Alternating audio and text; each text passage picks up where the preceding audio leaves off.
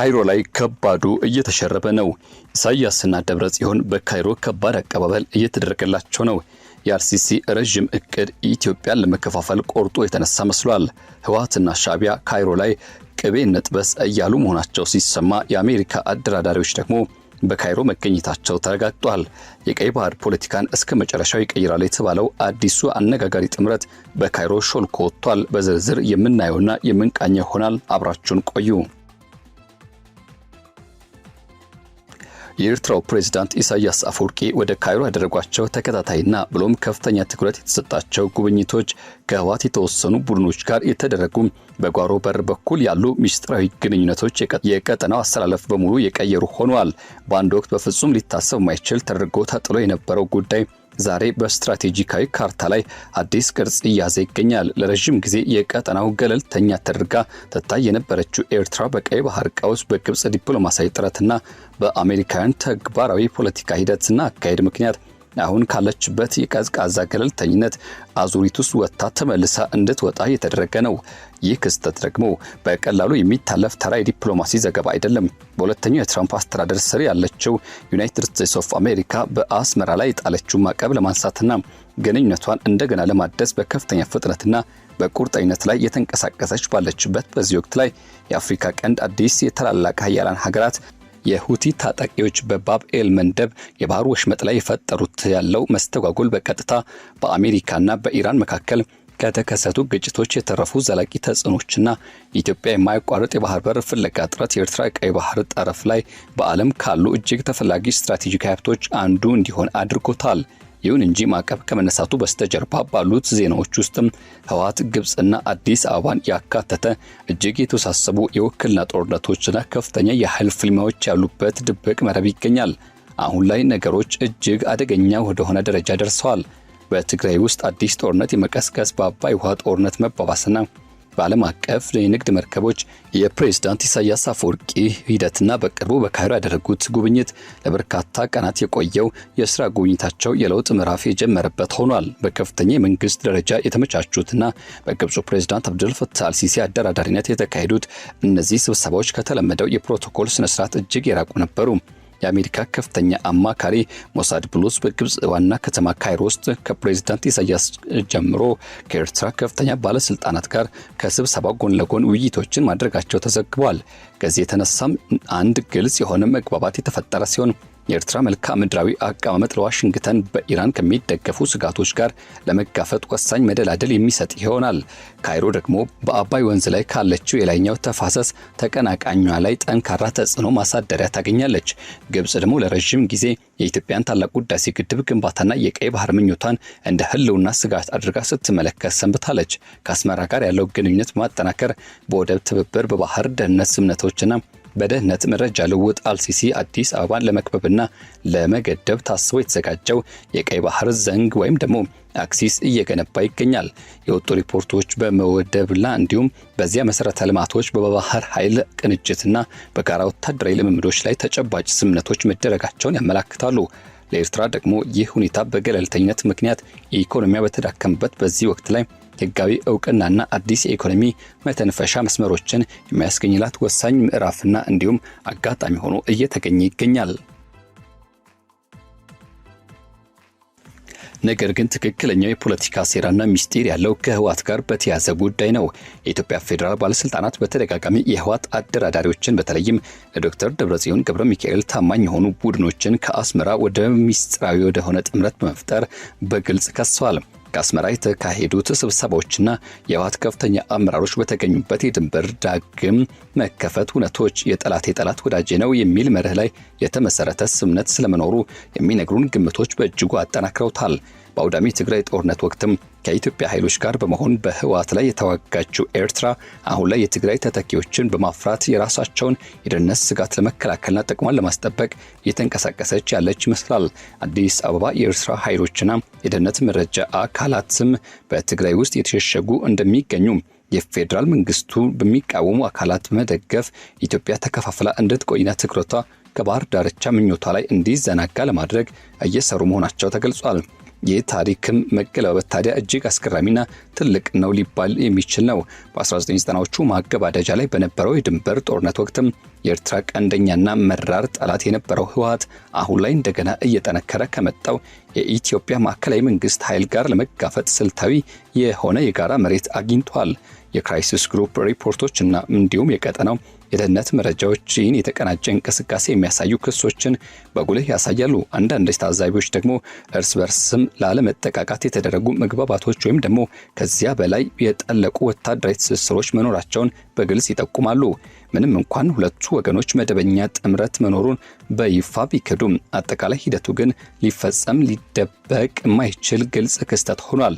በድንበር አካባቢዎች ያሉ የወታደሮች እንቅስቃሴ፣ በመቀሌ የተከሰቱ የቡድኑ ክፍፍል የበላይነት ፍልሚያዎች ደግሞ ለፋኖ የሚደረጉ የሚባሉ ድጋፎች ሁኔታውን ይበልጥ ውስብስብ እያደረጉት ይገኛሉ።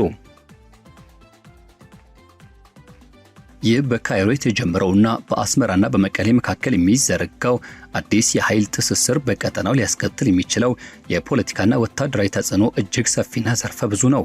አንደኛው የኢትዮጵያ ፌዴራል መንግስት በቀጠናው ላይ የነበረውን ዲፕሎማሲያዊ ብሎም ወታደራዊ በላይነት ለመቀናቀን የታለመ አዲስ ወታደራዊ ቀለበት በመፍጠር አዝማሚያዎችን ያሳያል። ግብጽ ከኤርትራ ጋር የምታደርገው ጥምረት ደግሞ በቀጥታ የህዳሴው ግድብና የኢትዮጵያ የቀይ ባህር ይዞታ ፍላጎትን ለመግታት የተነደፈ በመሆኑ አዲስ አበባ የራሷን የውስጥ ደህንነትና የውጭ ግንኙነት ስትራቴጂን በአዲስ መልክ እንድትከልስ እያደረጋት ይገኛል። በአሁኑ ወቅትም የፌዴራል መንግስቱ በትግራይ ክልል ውስጥ ያሉ የታጠቁ ኃይሎችና የፖለቲካ አመራሮች ከውጭ ኃይሎች ጋር የሚያደርጉትን ግንኙነትና ክህደትን እንዲሁም ሉዓላዊነት ስጋት አድርጎ ስለሚመለከተው ይህ አካሄድ በክልል ውስጥ አዲስ ወታደራዊ ግጭት እንዲቀሰቀስ ምክንያት ሊሆን ይችላል። በተጨማሪም ኤርትራ በአማራ ክልል ውስጥ ከሚንቀሳቀሱ የፋኖ ታጣቂ ቡድኖች ጋር ያላት ግንኙነት እንዲሁም ደግሞ የምታደርገው የውክልና ድጋፍ የኢትዮጵያ የውስጥ ጸጥታ ችግሮች ይበልጥ ማባባስ ማዕከላዊ መንግስቱን በሁሉም አቅጣጫዎች በተለያዩ የግጭት ተጠምዶ እንዲቆይ የማድረግ ስትራቴጂ አካል ተደርጎ እየታሰበና እየተሰላ ይገኛል። በዚህ ውስብስብ ፖለቲካዊ ጨዋታ ውስጥ የዓለም አቀፍ ኃይሎች በተለይም የዩናይትድ ስቴትስ አዲሱ አስተዳደር አቅጣጫ ወሳኝ ሚና የተጫወተ ይገኛል። ዋሽንግተን በኤርትራ ላይ የነበራትን ማዕቀብ ለማንሳት መወሰኗና ግንኙነቷን ለማደስ የምታደርገው ጥረት በቀይ ባህርና በኤደን ባህረ ሰላጤ የጨመረ የመጣውን የኢራንና የሁቲ ታጣቂዎች ስጋት ለመቆጣጠር ካላት ስትራቴጂካዊ ፍላጎት የሚመነጭ ነው። ሆኖም ይህ አሜሪካ ተግባራዊ ፖለቲካ አካሄድም በቀጠና ውስጥ ያሉትን ሌሎች አጋሮቿን በተለይም የኢትዮጵያን ጥቅሞች የሚነካ በመሆኑ የአሜሪካ በአፍሪካ ቀንድ የምታደርገው ዲፕሎማሲ ሚዛን በእጅጉ የሚፈታተን ይሆናል። ከዚህ ባሻገር በኢሳት የሚወጡ መረጃዎች እንደሚጠቁሙት ከሆነ ለዚህ አዲስ እና አስገራሚ ጂኦፖለቲካዊ የኃይል አሰላለፍ ሽግሽግ እንደ ዋነኛ ማነቃቂያና መንስኤ ሆኖ ያገለገለው ክስተት በቀላሉ ሊታለፍ ወይም ደግሞ ችላ ሊባል የማይችል ግልጽ ሀቅ ነው። በየመን የሚገኙ የሁቲ አማጽያን ይዞታዎችና ምሽጎች ላይ በዩናይትድ ስቴትስ መሪነት የተካሄደው ኦፕሬሽን ራፋ ራይደር የተሰኘው ወታደራዊ ዘመቻ በወቅቱ የተወሰኑ ስልታዊና ታክቲካዊ ድሎችን ቢያስመዘግብም በዓለማችን ላይ እጅግ ወሳኝና ቁልፍ ከሆኑት የባህር ላይ ንግድ መስመሮች መካከል አንዱ ለሆነው ቀጠና ዘላቂና አስተማማኝ የሆነ ደህንነት ማረጋገጥ ሳይችል ቀርቶን አልፎ ነበር። ኤርትራ ከየመን በስተጀርባ በቀጥታ ማዶ የምትገኝ በመሆኗ እንዲሁም ደግሞ እንደ አሰብና ምጽዋ ያሉ ጥልቅና ሰፊ ወደብ መሰረተ ልማቶችም ያሏት በመሆኗ በስትራቴጂካዊ ረገድ ተወዳዳሪና ወደር የሌለው እጅግ በጣም ወሳኝ የሆኑ ምቹ መልክዓ ምድራዊ አቀማመጥን ለዋሽንግተን ታበረክታለች። የሮይተርስ የዜና ወኪል በግንቦት ወር ባወጣው መረጃ መሰረት የአሜሪካ መንግስት የውስጥ ሚስጥራዊ ሰነድ የባይደን አስተዳደር በ2021 ኤርትራ በትግራይ ጦርነት በነበራት ተሳትፎ ሚና ምክንያት ጥሎባት የነበረውን ማዕቀብ ሙሉ በሙሉ በማንሳት የታለሙ እቅዶችን ነድፎ መንቀሳቀሱን ይፋ አድርጓል። ዘ ዎል ስትሪት ጆርናል በበኩሉ ማሳድ ፕሉስ ያደረጓቸውን ሰፊ ዲፕሎማሲያዊ ግንኙነቶች በዝርዝር የዘገበ ሲሆን ይህም በተባበሩት መንግስታት ድርጅት ጠቅላላ ጉባኤ ጎን ለጎን የተደረጉ ስብሰባዎችንና በካይሮ የተካሄዱትን ከፍተኛ የመሪዎች ጉባኤን ያጠቃላል። የትራምፕ አስተዳደር ከፍተኛ ባለስልጣናት ይህን ስትራቴጂካዊ እርምጃ ሪያል ፖለቲካ ሲሉ ይጠሩታል። በተጨባጭ ጥቅምና ኃይል የተመሰረተ ፖለቲካዊ አድርገው መፈረጅ እንደማለት ነው። ሰብአዊ መብቶችን በተመለከተ ያሉ ስጋቶችና ቅሬታዎች የታወቁና እውቅና የተሰጠባቸው ቢሆንም በታላላቅ ሀያላን ሀገራት መካከል ባለው ከፍተኛ ፉክክርና ጦርነት ውስጥም ዓለም አቀፍ የንግድ መስመሮች የማስከበርና የመጠበቅ አንገብጋቢ አስገዳጅነት ማንኛውም መስፈርት ሊበልጥ ወይም ደግሞ ወደ ጎን ሊባል አይችልም። የቻይና በጅቡቲ የሚገኘው ወታደራዊ እዝ የራሽያና የቱርክ በቀጠናው ላይ እያደገ የመጣው ተጽዕኖ እንዲሁም ደግሞ የባህረ ሰላጤው ሀገራት መካከለኛው የሚያካሂዱት የባላንጣነት ፍልሚያ በሙሉ በዚህ ከፍተኛ ዋሽንግተን የፖለቲካ ስሌት ውስጥም ትልቅ ቦታ የሚሰጣቸው አንኳርና አበይት ጉዳዮች ናቸው። ለአስመራ መንግስት ይህ የአሜሪካ በኩል የተሰነዘረው የዲፕሎማሲ እጅም ለረጅም ዘመናት ስትመኘውና ስትታገለው የቆየችው የፖለቲካ እንዲሁም ደግሞ የእውቅና ነጻነት ማረጋገጫ ተደርጎ ይወሰዳል። ፕሬዝዳንት ኢሳያስ አፈወርቂ ቀደም ሲል ዩናይትድ ስቴትስ በአሜሪካ ቀንድ ላይ በተለይም በአፍሪካ ቀንድ ቀጠና ስትከተለው የነበረውን የተሳሳተ ፖለቲካና መርህ በይፋና በጽኑ የተቹ ሲሆን ግንኙነቱ በሁለትዮሽ ቅድመ ሁኔታዎች ጫና ላይ ሳይሆን በቀጠናዊ ተጨባጭ ሁኔታዎች ላይ ተመሰረተ እንዲሆን በተደጋጋሚ ሲጠይቁ ሰንብቷል። ይህ አሁን የሚደረገው የማዕቀብ መነሳትም ለኤርትራ ትልቅ የፋይናንስ መረቦችን በውጭ ሀገራት የሚኖሩ ዜጎች ወይም ዲያስፖራዎች የሚልኩትን ገንዘብ ማስተላለፊያ መንገዶችና ሊኖር የሚችለውን የማዕድን ዘርፍ ኢንቨስትመንትን በከፍተኛ ደረጃ የሚያነቃቃና በሩንም የሚከፍት ነው። ይሁን እንጂ ቀደም ሲል በነበረው የሆርን ሪቪው ትንተና ላይ በግልጽ እንደተመለከተው ከሆነ የአስመራ መንግስት በታሪክ ውስጥ ደጋፊና አጋር የሆኑ አገራትን ደጋግሞ የመቀየርና የመዋዠቅ ልምድ ያለው በመሆኑ ምክንያት ከእስራኤል ወደ ኢራን፣ ከቀጣር ወደ ተለያዩ አረብ ኤሚሬትስና ወደ ሳውዲ አረቢያ ሲዋዥቅ የነበረበት የታሪክ ሂደትም ይህ አዲስ ግንኙነት ምን ያህል ዘላቂና አስተማማኝ ሊሆን ይችላል የሚለውን አሳሳቢ ጥያቄና ጥርጣሬ ያነሳል።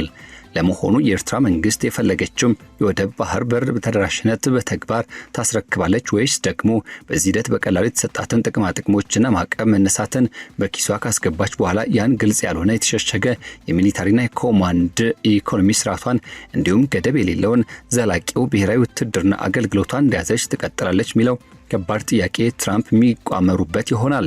በህወሓት ውስጥ ያለው የውስጥ መከፋፈል ግን ይህን አስቸጋሪ ሁኔታ ይበልጥ እንዲባባስና እንዲወሳሰብ አድርጎታል።